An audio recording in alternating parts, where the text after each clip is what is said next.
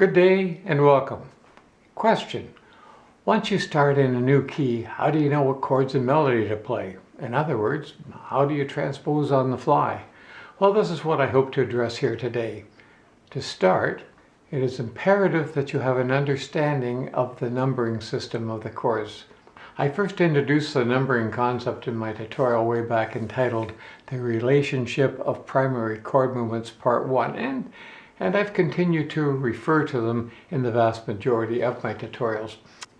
What you don't want to do when transposing is to compare a chord in one key to that of another. For example, if I had a little tune here in C, something that went like, and I want to transpose that into E flat, the last thing you want to do is say, okay, well, I'm starting on the third, and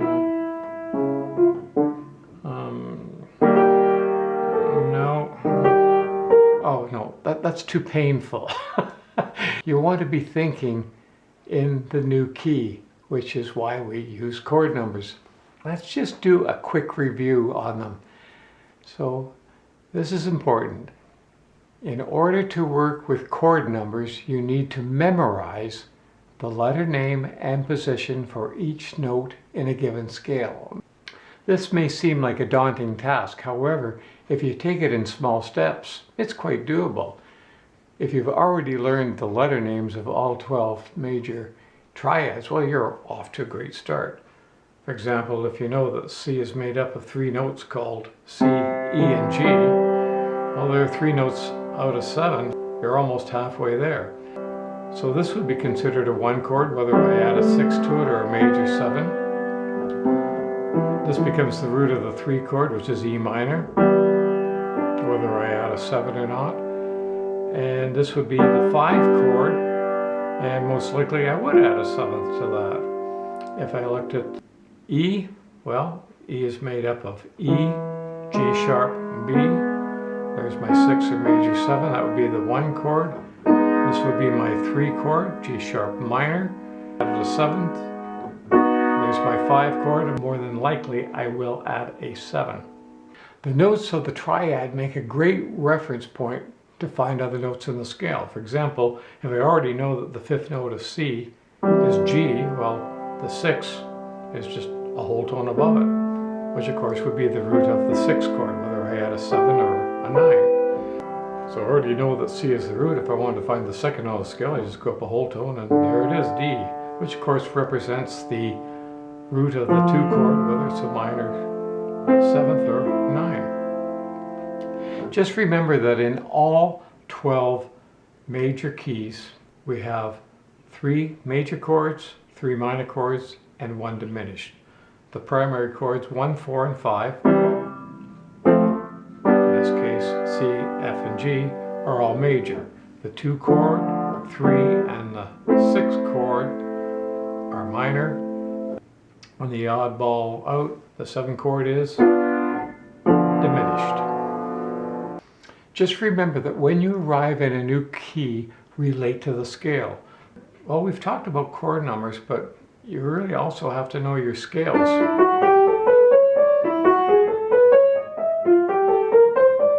So on and so forth. It's not a bad idea if you make up some little tunes that you can transpose all over the place. For example, if I took the key of C and wanted to do that in F or B flat, that helps you be able to bounce around in a particular scale, especially when you're, remember, all melody comes from the scales. You also want to be able to relate to notes that are really not part of the scale, especially in blues. If I were to play a little 2-note motif from Night Train, and then just walk down the blues scale. If I want to do that in G, well, here we go.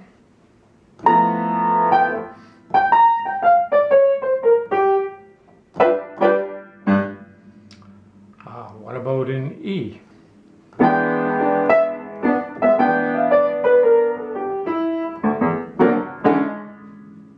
When you first look at transposing from key to key, it's really best to start simple. The best suggestion I could give you is to use nursery rhymes. So they really work well. If I take Mary Had a Little Lamb, it's a 2-chord wonder in the key of C. I'm going to add a 6 to my 1 chord, make that a C6, and of course a 7 to my 5 chord. Starts on the 3rd note of the scale.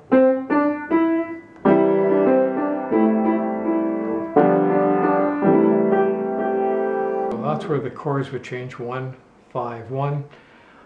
Doesn't tell you how to play it. You can do anything you want. In this particular section of the piano, it's great in block chords.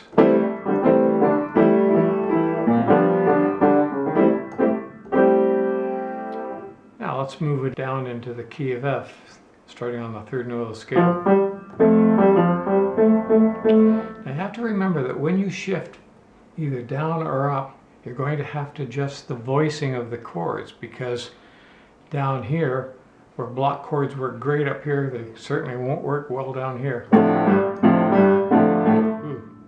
So you have to open it up when you get lower, so I will probably pick a very simple approach of 5 chord. I took, Twinkle Twinkle Little Star, 3 chords, a 1 chord, 4 chord, 5 chord, the primary chords. It starts with a leap of a perfect 5th, goes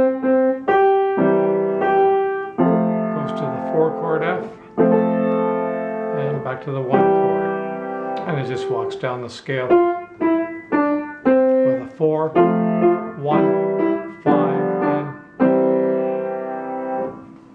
now if I wanted to transpose that into A, well, I'm going to still leap my perfect 5th,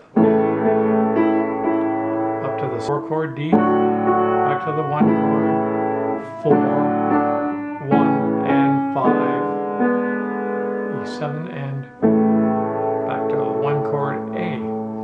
Well, let's make it a little more sophisticated. I'm going to add a 2 and a 3 chord. I'm going to start down here.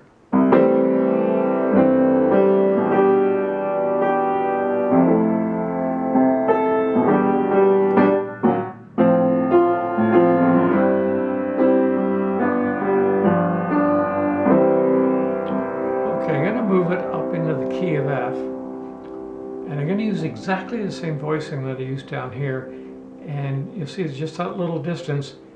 It'll start to thin out as I get to the 4 chord, the B flat. Listen carefully. Hear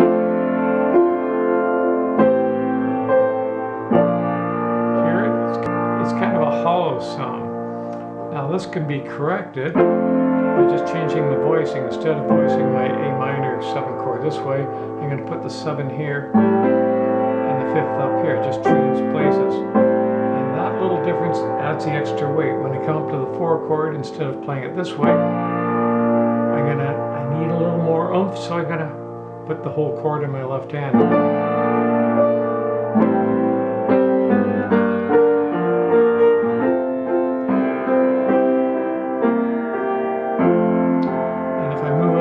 Further, just even a minor 3rd into A flat, I'm going to have to even add more to compensate.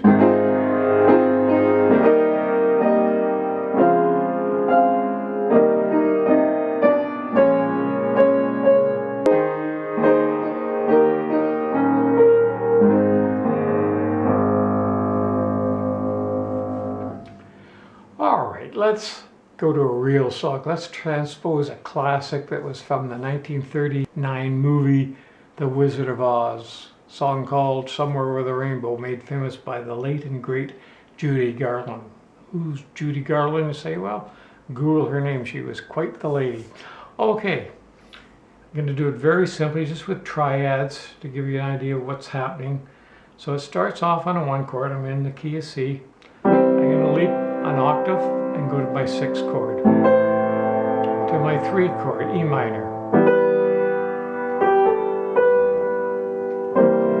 5 of the 4 chord, that's tonicization, into my 4 chord, F, to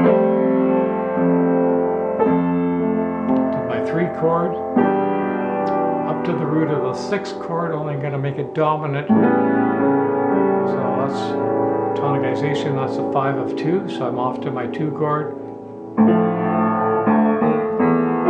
4 minor to my 1 chord. That's a 5 of 2, but instead of the 2 chord, I'm going to make this dominant, make it a 5 of 5.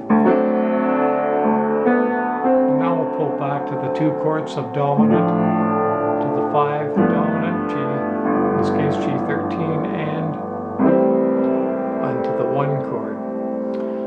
Alright, I'm going to play through, I'm going to add some little extra notes for an extension, and I'm going to post the chord symbols up above, but I'm not going to be looking at them. I'm going to be thinking numbers. So I want you to kind of look at the chords. You'll hear me call out the numbers and just try to get those two to come together in your head. Okay, here we go. Starting off on the 1 chord. 1, 6, 3,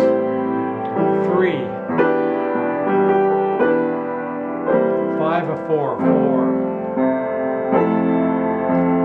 3, to 5 of 2, and 2, 4 minor, 1, 5 of 2, 5 of 5, 2, 5, 1, and into E flat, same thing, 1, 6, 3, 5 of 4, 4, to 3, to the 5 of 2, 2,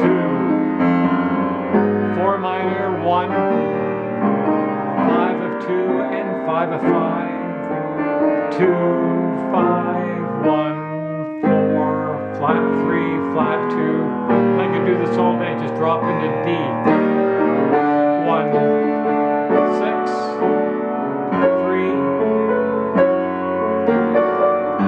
4. Well, you get the idea. So there you go. I hope I've opened the door just a little bit to show you the technique behind the scenes of transposing into another key. Like everything in these tutorials, it takes time to become proficient and skilled in everything that I've discussed. Hey, I love receiving your comments. If you haven't subscribed, please do. Until the next time, bye for now.